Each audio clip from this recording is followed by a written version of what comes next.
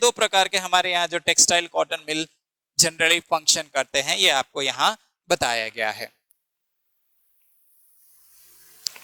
Next we talk about jute textile. ये बहुत important है compare to even cotton. I would suggest इसके ऊपर आपको खासकर ध्यान देना है, क्योंकि इससे रिलेटेड आपके 2-3 क्वेश्चंस आते हैं। तो ये यहाँ जो हम पढ़ेंगे वो है कि कैसे ज्यादातर इंडस्ट्री यानी मैं बात कर रहा हूं जूट इंडस्ट्री की, how jute industries are normally situated in West Bengal और नियर द हुगली रिवर। तो पहला कारण हम देखेंगे वो है क्या, proximity to jute producing area. तो ज्यादातर जो हमारी जूट इंडस्ट्री या जूट प्रोड्यूसिंग एरिया है वो हुगली रिवर के आजू बाजू ही है, इसीलिए फटाफट रॉ मटेरियल जो है वो टेक्सटाइल इंडस्ट्री तक पहुंच जाता है। तो सबसे बड़ा कारण यह है। दूसरा, वाटर सप्लाई की बात करें तो हुगली रिवर खुद जो हमारी रिवर गंगा की डिस्ट्रीब्यूटरी है, पानी पूरे साल उसमें रहता है, इसीलिए पानी की कोई कमी ही नहीं है। जूट को काफी पानी चाहिए ग्रो करने में भी और उसके बाद उसकी साफ सफाई वो सब करने में भी। तो there is continuous supply of water, इसलिए ज्यादातर जो फैक्ट्रीज हैं या लार्ज प्रोड्यूसिंग एरिया जूट के वो हुगली रिवर के आजू बाजू हैं। तीसरा फैक्टर है ट्रांसपोर्टेशन। तो वेस्ट बंगाल की अगर हम बात करें तो हुगली जो है वो हावड़ा कोलकाता में हमारे आ जाता है। ये मेट्रो सिटी, तो रोडवेज, एयरवेज, रेलवेज, वाटरवेज, चारों हमारे जो ट्रांसपोर्टेशन है वो यहाँ से आसानी से अवेलेबल है। तो अगर हमें इंटरनेशनल भी भेजना है तो कोलकाता एयरपोर्ट हमारा है ही, वहां से हमारे एशियन ईस्ट एशियन कंट्रीज में हम भेज सकते हैं through air and water both. Transportation भी बहुत अच्छा है। It means good efficient transport हमारा अवेलेबल है, इसीलिए कोई इश्यू होता नहीं है। नेक्स्ट है cheap labour. West Bengal is also one of the most populated state of our country, तो मिल ही जाते हैं। उसके अलावा आजू बाजू जो हमारे नेबरिंग स्टेट्स है जैसे उड़ीसा है, बिहार है, इधर छत्तीसगढ़ है, तो ये स्टेट्स काफी मात्रा में इनको चीप लेबर प्रोवाइड कर देते हैं as per the requirement. Banking की बात करें तो पैसा तो सबसे बड़ी बात है किसी भी बिजनेस के लिए। जैसे मैंने अपने प्रीवियस वीडियोस में भी आपको बताया कि जैसे हमारी बॉडी में ब्लड नेसेसरी है, वैसे ही फाइनेंस को बिजनेस का ब्लड कहा जाता है। यानी आपका बिजनेस रन करना है तो आपके पास पैसा पर्याप्त मात्रा में होना चाहिए। तो as it is metro city Kolkata, तो बैंकिंग की भी कोई प्रॉब्लम नहीं है, आसानी से पैसा जरूरत के अनुसार यहाँ पे मिल जाता है बैंक से और बाकी private function. Last one, insurance.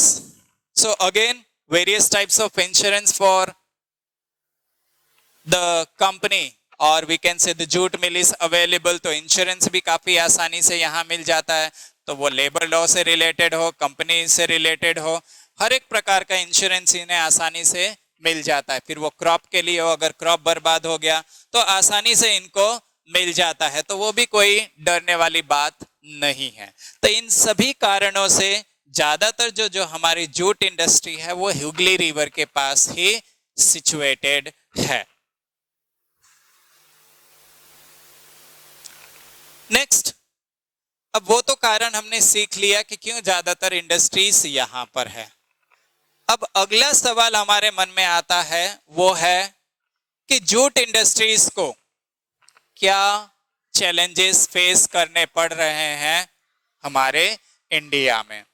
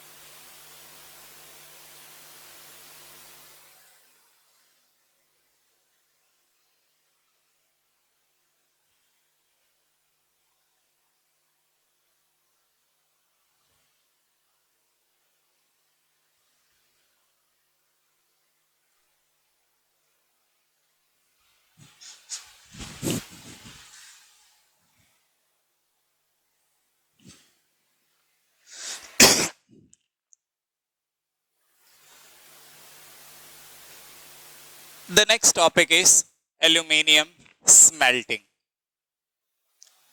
When we talk about aluminium smelting, right, previously these topics were excluded from our course, but again next year it has been reintroduced in our syllabus.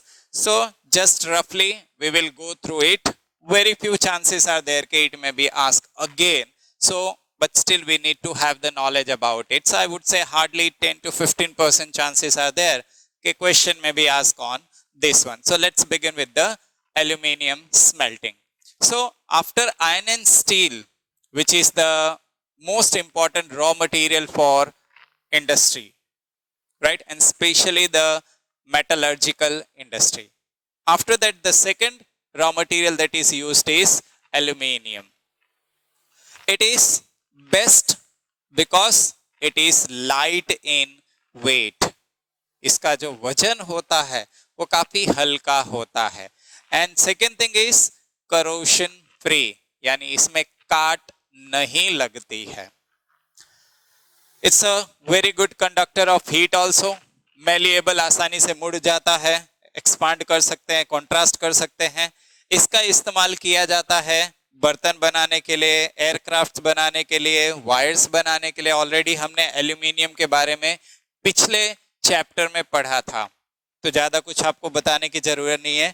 ज्यादातर aluminium plant जो हमारे India में पाए जाते हैं वो है waste Bengal में, केरला, उड़ीसा, उत्तर प्रदेश, तमिलनाडु, महाराष्ट्र, छत्तीसगढ़. ये मेजर एरिया है जहां आपको एल्यूमिनियम स्मेल्टिंग प्लांट देखने को मिलते हैं.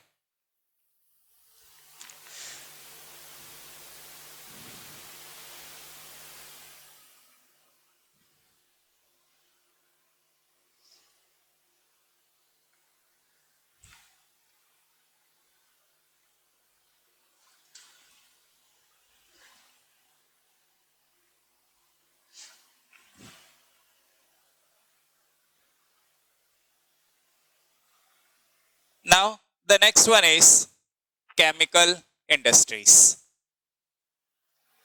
Chemical industries की बात करें तो इसका कंट्रीब्यूशन हमारे जीडीपी में जो है वो 3% है, यानी 3% of the total GDP that we have is from chemical industry.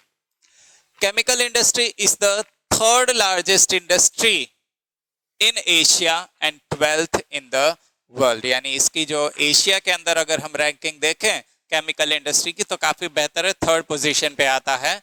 और पूरी दुनिया में अगर हम देखें तो ये 12th नंबर पे आता है.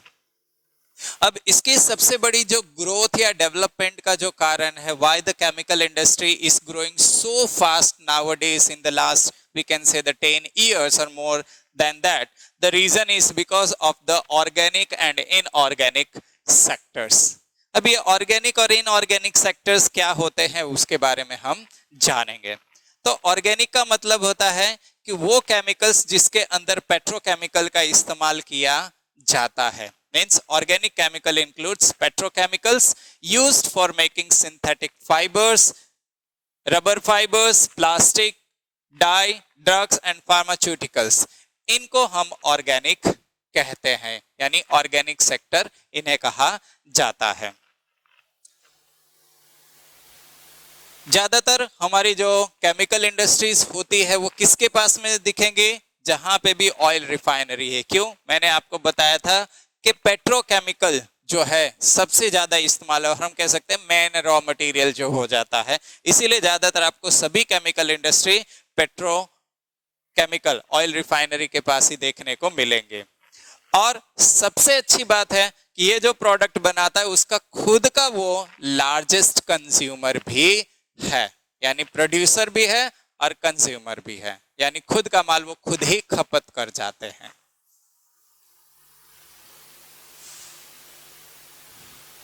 Next is fertiliser industries. तो फर्टिलाइजर इंडस्ट्रीज की बात कर रहे हैं कि आज हमारा जो ग्रीन रेवोल्यूशन के कारण हमारे इंडिया में इतना प्रोडक्शन पॉसिबल हो पाया है, आज इंडिया सेल्फ डिपेंडेंट हो पाई है, तो उसका एक सबसे बड़ा कारण है फर्टिलाइजर जो हम हमारे खेती में इस्तेमाल करते हैं.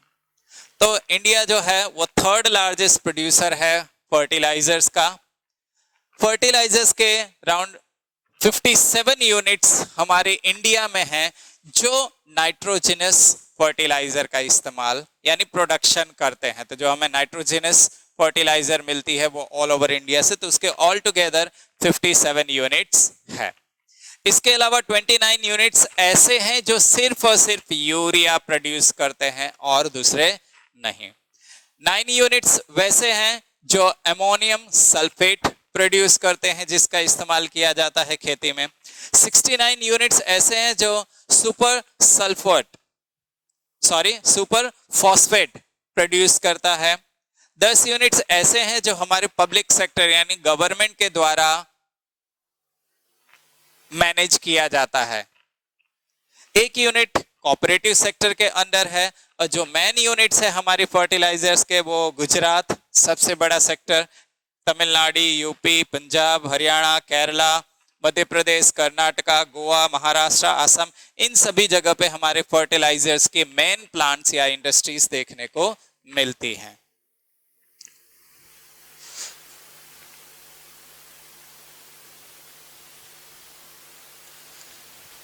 Next, cement industries.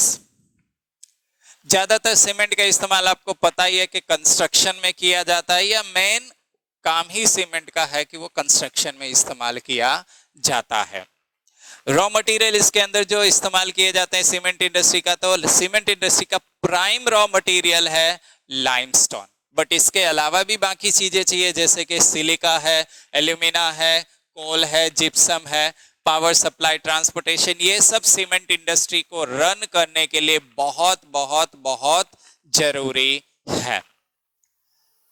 इसका प्रोडक्शन आजकल इंक्रीज होता जा रहा है। सीमेंट इंडस्ट्री का जो है कि ज्यादा से ज्यादा सीमेंट इंडस्ट्रीज आ रही हैं, प्रोडक्शन भी बढ़ता जा रहा है। उसका क्रेडिट टोटली जो है वो किसको जाता है? डी कंट्रोल और डिस्ट्रीब्यूशन को, राइट, के गवर्नमेंट का पूरा पूरा सपोर्ट मिल रहा है और डिस्ट्रीब्यूशन भी जो है वो काफी अच्छी तरह से हो रहा है। जहां उसकी आवश्यकता है वैसी हर एक जगह पे उसकी अवेलेबिलिटी की जा रही है। इसीलिए सीमेंट इंडस्ट्री का फ्यूचर काफी बेटर दिख रहा है। ऑल टुगेदर हमारे इंडिया में 128 लार्ज प्लांट्स हैं, सीमेंट प्लांट्स हैं हमारे इंडिया में, एंड 332 मिनी प्लांट सीमेंट के हमारे इंडिया में पाए जाते हैं।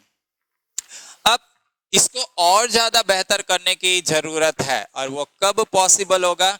जब हम हमारी डोमेस्टिक मार्केट में इसकी डिमांड बढ़ाएंगे और डोमेस्टिक मार्केट को और ज्यादा एक्सपांड कर पाएंगे, तब सीमेंट इंडस्ट्री और ज्यादा तेजी से फ्लोरिश करेगी हमारी कंट्री में। ज्यादातर हमारी सीमेंट इंडस्ट्री वैसी एरियाज में होती है जहां डोमेस्टिक और इंटरनेशनल मार्केट दोनों आसानी से मिल सकता है, यानी डोमेस्टिक ट्रांसपोर्टेशन भी आसानी से मिल जाए, डोमेस्टिक मार्केट भी मिल जाए, इंटरनेशनल ट्रांसपोर्टेशन भी मिल जाए और इंटरनेशनल मार्केट भी मिल जाए। इसीलिए वैसी जगह पर आप ज्यादातर देखोगे कि सीमेंट इंडस्ट्रीज लोकेटेड होते हैं।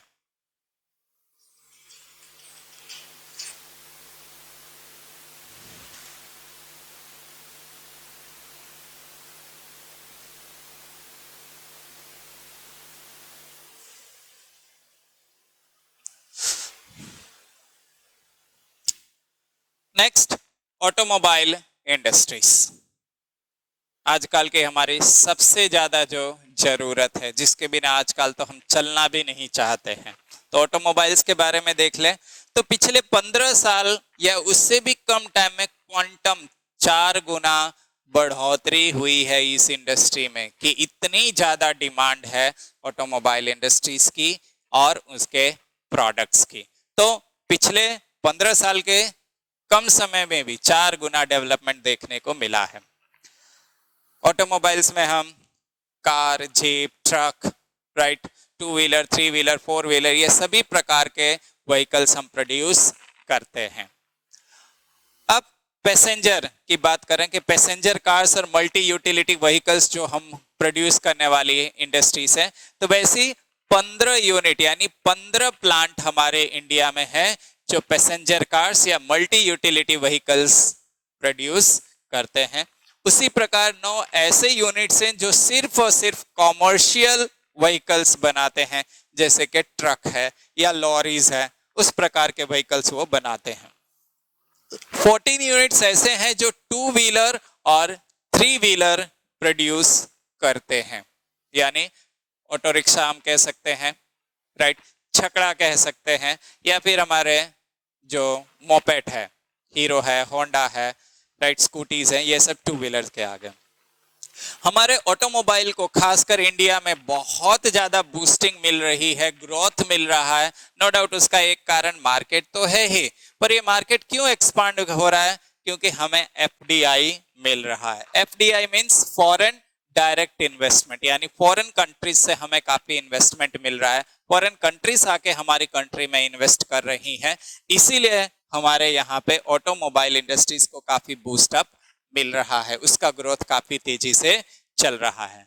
मेजर ऑटोमोबाइल इंडस्ट्रीज के जो प्लांट या इंडस्ट्री हम कहें जो हमारे इंडिया में है, वो मेट्रो सिटीज आप खासकर देखिए, बड़े बड़े सिटीज जैसे कि दिल्ली है, गुड़गांव है, मुंबई है, चेन्नई है, Kolkata, Indore, Lucknow, Hyderabad, Jamshedpur, Bengaluru, Pune and many more. ये सब जो है मेजर एरियाज हैं जहां पे हमारे ऑटोमोबाइल इंडस्ट्रीज सेटअप हैं या उनके प्लांट्स सेटअप हैं। नेक्स्ट है हमारा information technology and electronic industry, यानी जिसे हम आईटी कहते हैं। और आज आईटी के बिना तो सर्वाइवल ही डिफिकल्ट है। अभी मैं जो टीचिंग भी आपको कर रहा हूं वो भी आईटी की देन है, यानी आईटी आज हमारे लिए एक प्रकार का वरदान बन चुका है। कोई भी देश का सर्वाइवल या डेवलपमेंट आईटी के बिना संभव नहीं है। इसीलिए हर एक कंपनी आप देखिए, कोई भी प्रोडक्शन लेके चल रही हो, जिसका इन्वेस्टमेंट आईटी सेक्टर में नहीं है, उसका देर सवेर नुकसान या ग्रोथ कम होना स्वाभाविक है, राइट। तो हमारी रिलायंस ही देख लीजिए, क्यों बाद में रिलायंस को जियो शुरू करना पड़ा, रिलायंस मोबाइल शुरू करना, आईटी। क्यों?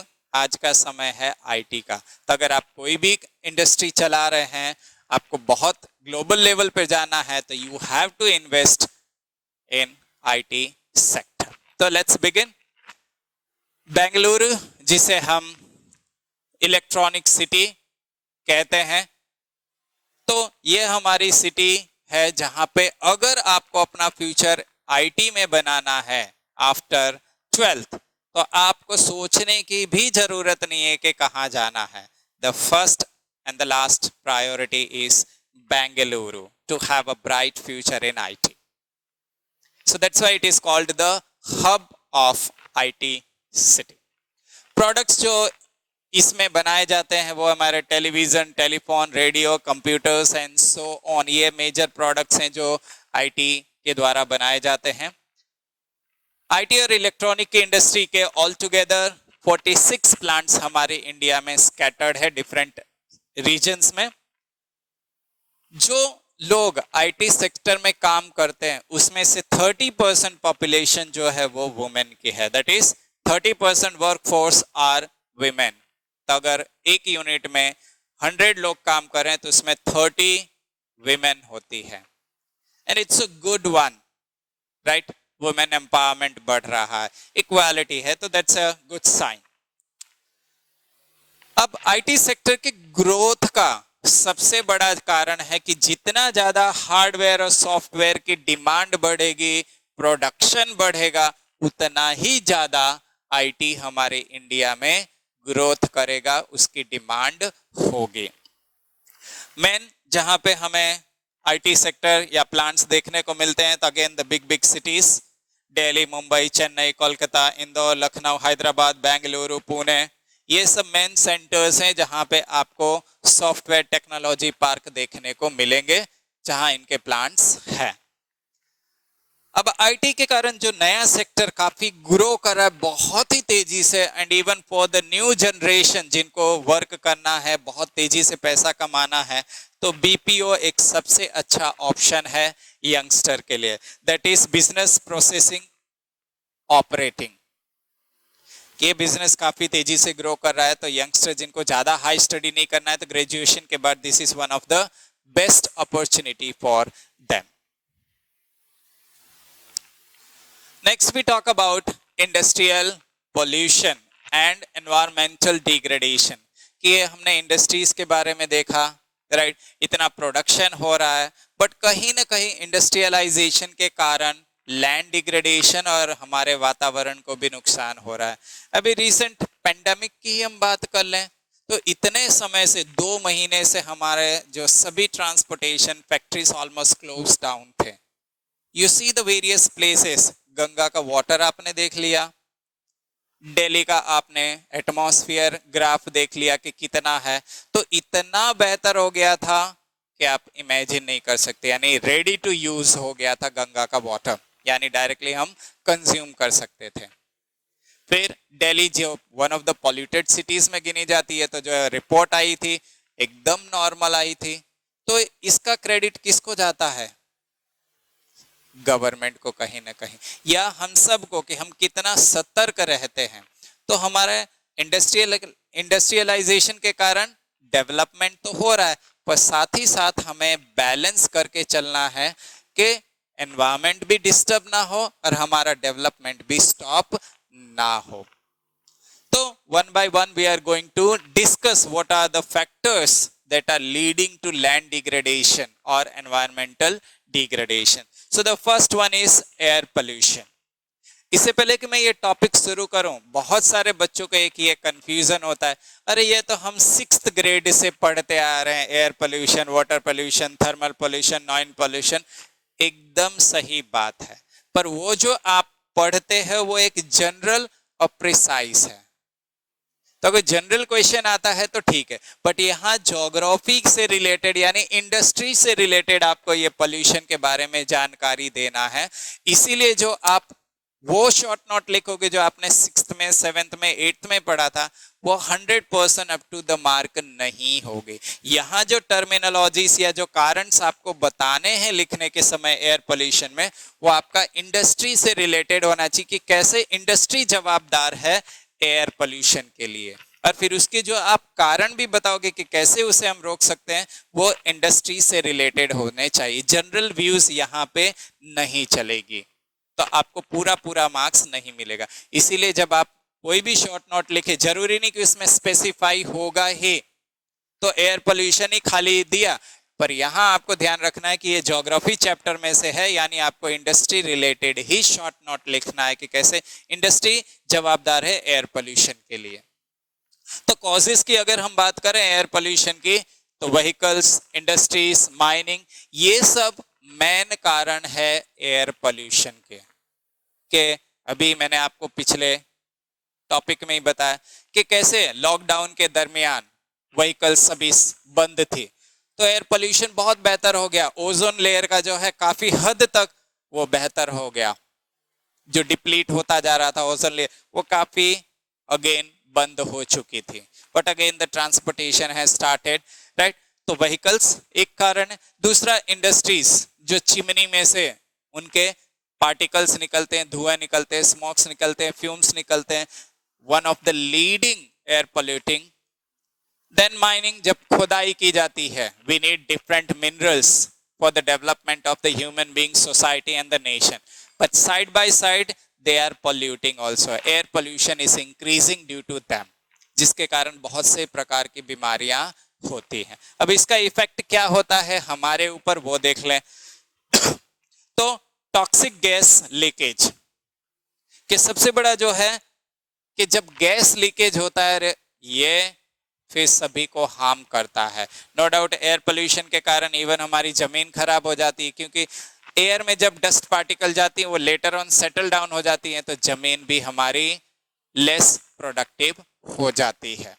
स्किन प्रॉब्लम्स आती हैं, लंग प्रॉब्लम्स आती हैं, ये सब कारण है। Next we come to water pollution, कि कैसे इंडस्ट्री वाटर पोल्यूशन के लिए जवाबदार है। तो उसका सबसे बड़ा कारण अभी हमने पढ़ा ही था, एल्यूमिनियम फर्टिलाइजर में ऑर्गेनिक, इनऑर्गेनिक हमने देखा था, केमिकल इंडस्ट्रीज में, sorry. So organic and inorganic industrial waste are discharge. तो ऑर्गेनिक हमने देखा यानी जो पेट्रोकेमिकल से रिलेटेड प्रोडक्ट बनते हैं, इनऑर्गेनिक यानी जो सल्फ्यूरिक एसिड या सल्फर से बनते हैं वो वाले प्रोडक्ट। तो वैसी इंडस्ट्री जिसमें ऑर्गेनिक और इनऑर्गेनिक इंडस्ट्रियल वेस्ट मटेरियल का इस्तेमाल किया जाता है या निकाला जाता है एज अ वेस्ट प्रोडक्ट, वो सबसे बड़े जवाबदार हैं वाटर पोल्यूशन के। इवन हमने देखा है कि बहुत सारी इंडस्ट्री जो है अपना जो वेस्ट मटेरियल, वेस्ट वाटर होता है, वो क्या करते हैं, उसको गर्म ही या तो सी में या ओशन में या नदी में छोड़ देते हैं, यानी उसको कूल नहीं होने देते हैं और डायरेक्टली हॉट वाटर को ही रिलीज कर देते हैं, जो हमारी मैराइन लाइफ को या एक्वेटिक लाइफ को इफेक्ट करता है। तो that's what we have written. Effect क्या होता है, detoxicate water and treat to water life, threat to water life. तो सबसे बड़ा इसका जो नुकसान होता है कि टॉक्सिक गैस और मटेरियल जो है इसमें फैलता है पानी में और वाटर लाइफ को कंटेमिनेट करता है। Next we have the thermal pollution. इसका सबसे बड़ा कारण है कि जो गर्म पानी हम है वो डायरेक्टली फैक्ट्री या पावर प्लांट में से रिलीज कर देते हैं पानी में, सबसे बड़ा कारण यह है। अब इसके इफेक्ट क्या है कि जो बर्थ होता है बच्चों का या एक्वेटिक लाइफ या जो भी है, तो बर्थ डिफेक्ट होता है, यानी ऑर्गेनिज्म जो है वो जन्म से ही चांसेस है कि उसमें 10%, 20%, 30%, 40% डिफेक्ट रहेगा उसके मेंटल या फिजिकल डेवलपमेंट में, and even to great extent it leads to cancer too. Noise pollution आजू बाजू हमारे देखने को ही मिलता है, बट यहाँ हम इंडस्ट्रीज की बात कर रहे हैं तो इसका मुख्य कारण है unwanted sound from industrial and construction work. के कंस्ट्रक्शन चलता है, ड्रिलिंग मशीन चलाते हैं, we can not concentrate, right. Cutting वगैरह चलता है, कारपेंट्री का काम चलता है, माइनिंग चलती रहती है, इंडस्ट्रीज में से जब चिमनी में से निकलता है तो उसके आवाज आती रहती है। तो ये मेन कारण है नॉइस पोल्यूशन के। ऑटोमोबाइल्स तो हमारा है ही। अब इसके इफेक्ट क्या कहते हैं, तो सबसे बड़ी प्रॉब्लम होती है हियरिंग, यानी सुनने की जो शक्ति होती है वो बहुत ही कम हो जाती है या लाउड सुनने लगते हैं हम। दूसरा है हार्ट बीट्स जो रेट होती है हमारी वो बढ़ जाती है। जनरली एक इंसान की 72 होती है, वो ज्यादा हो जाती है। इसके कारण ब्लड प्रेशर या तो हाई हो जाएगा या तो लो हो जाएगा, और बहुत सारे साइकोलॉजिकल डिसऑर्डर भी देखने को मिलता है। में भी इंसान चिड़चिड़ा हो जाता है, जल्दी गुस्सा होने लगता है। तो ये सब भी नॉइस पोल्यूशन के कारण होता है। अब बात आती है कि कैसे हम ये डिग्रेडेशन को कंट्रोल कर सकते हैं। तो लेट्स सी। तो पहला कारण है मिनिमाइज वाटर यूज, यानी अगर आवश्यकता नहीं है तो हम पानी का इस्तेमाल ना करें, यानी प्रॉपर प्लानिंग से करें। अगर हमें 2 ग्लास पानी पीना है तो 2 ग्लास पानी भरें। हम सिंपल एग्जांपल ही ले लें, स्कूल में ही जब आते हैं तब क्या करते, पूरा ग्लास पानी भरते, आधा पीते और आधा फेंक दे। ये गलत बात है। तो वैसे ही इंडस्ट्रीज में भी हमें पानी का इस्तेमाल उतना ही करना चाहिए जितनी उसकी जरूरत है, वरना फिर वो वेस्ट हो जाएगा।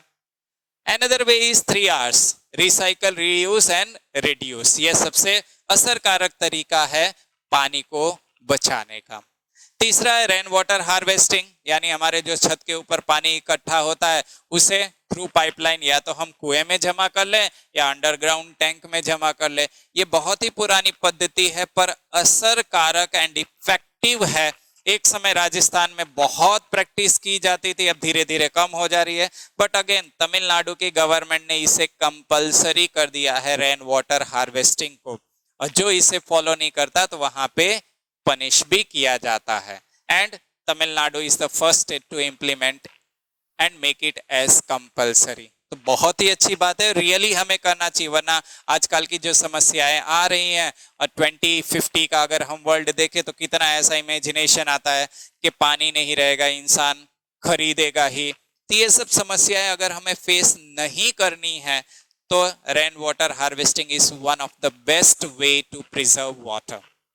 देन वाटर ट्रीटमेंट, जो हमारे घर से पानी हम रिलीज कर देते हैं, राइट, मुंह धोया, हाथ मुंह पैर नहाया धोया, तो उसको हम अगर ट्रीट करें तो एटलीस्ट अगर ड्रिंकेबल नहीं बनता है तो एटलीस्ट नहाने के लिए या प्लांट्स को हम दे सकते हैं, उतना तो प्रोसेस करके हम उसका रीयूज कर सकते हैं। And last, use effective techniques. सही टेक्निक्स का इस्तेमाल करें जिससे हम पानी को रिसाइकल भी कर सके और अच्छी तरह इस्तेमाल भी कर सके। Next, treatment of industrial effluents, कि कैसे हम इनको ट्रीट कर सकते हैं। तो पहला है प्राइमरी ट्रीटमेंट। तो प्राइमरी ट्रीटमेंट में हम बात करें कि मैकेनिकल साधनों के द्वारा, इट मींस पहले उसकी स्क्रीनिंग की जाती है, स्क्रीनिंग के बाद जो है वो ग्राइंडिंग किया जाता है, ग्राइंडिंग के बाद जो है फ्लोकुलेशन किया जाता है और फ्लोकुलेशन के बाद सेडिमेंटेशन किया जाता है। यानी ये चारों जो है वो एक के बाद स्टेप है कैसे हम प्राइमरी ट्रीटमेंट करते हैं हमारे वेस्ट का, यानी वाटर जो खराब है उसको कैसे ट्रीट किया जाता है मैकेनिकल तरीके से। तो this is first one, screening, then comes grinding, then flocculation and then sedimentation. और फिर यहाँ हमारा प्राइमरी ट्रीटमेंट समाप्त हो जाता है। इसके बाद हम उसको भेज देते हैं सेकेंड लेवल पे। तो सेकेंड लेवल हमारा यहाँ आया। अब सेकेंड लेवल में क्या ट्रीटमेंट दिया जाता है? बायोलॉजिकल प्रोसेस के अंतर्गत उसको ट्रीटमेंट दिया जाता है। It undergoes the biological process, like planting the trees, कि अगर हमें आजू बाजू जो है ज्यादा पोल्यूशन नहीं करना है तो ज्यादा से ज्यादा हम प्लांट ग्रो करें, ज्यादा से ज्यादा ग्रासेस ग्रो करें, या जो हमारी वाइल्ड ग्रास है या वीड्स है उनको हम काटे नहीं। क्यों? एक तो उनसे हमें ऑक्सीजन मिल ही रहा है, प्लस सॉइल को भी वो होल्ड करके रखते हैं, पोल्यूशन भी कम करते हैं। थर्ड वन है रेन वाटर हार्वेस्टिंग करें, तो इससे भी हम जो है हमें कम से कम पोल्यूशन होने के चांसेस रहते हैं। नेक्स्ट, टर्शरी ट्रीटमेंट की अगर हम बात करें तो उसमें तीनों आते हैं, बायोलॉजिकल प्रोसेस आता है, केमिकल आता है और फिजिकल प्रोसेस, तीनों चीजें इसमें इन्वॉल्व किए जाते हैं। And last, recycle of waste material किया जाता है। तो when you visit to a such type of plant, you will see how this treatment of the wastewater is being done. And the last topic of the chapter is NTPC, that is National Thermal Power Corporation.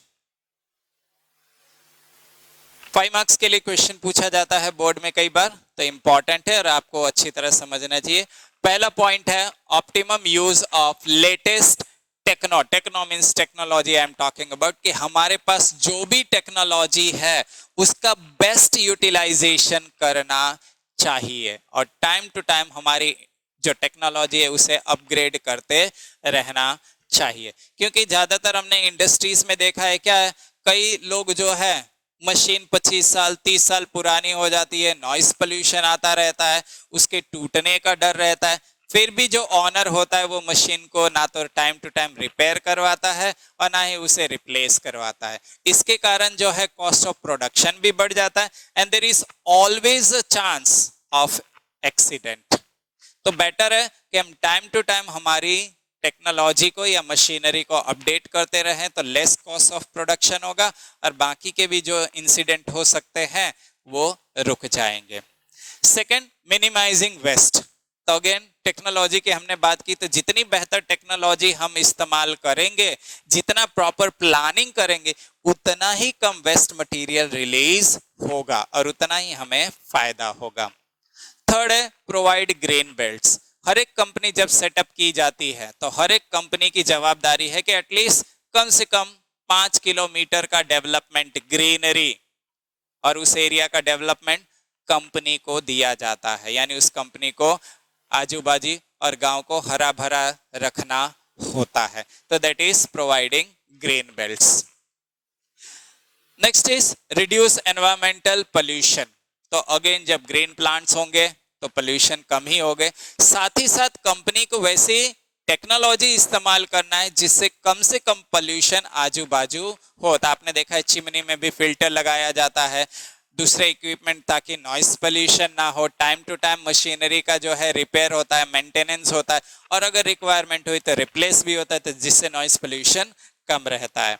And the last one is ecological monitoring के आजू बाजू जो भी हमारा environment है उसकी time to time जो है सर्वे करते रहना चाहिए कि पोल्यूशन तो नहीं बढ़ गया है, और अगर बढ़ गया है तो हमें और पोल्यूशन को कम करना है, प्लांटेशन को ज्यादा बढ़ाना है।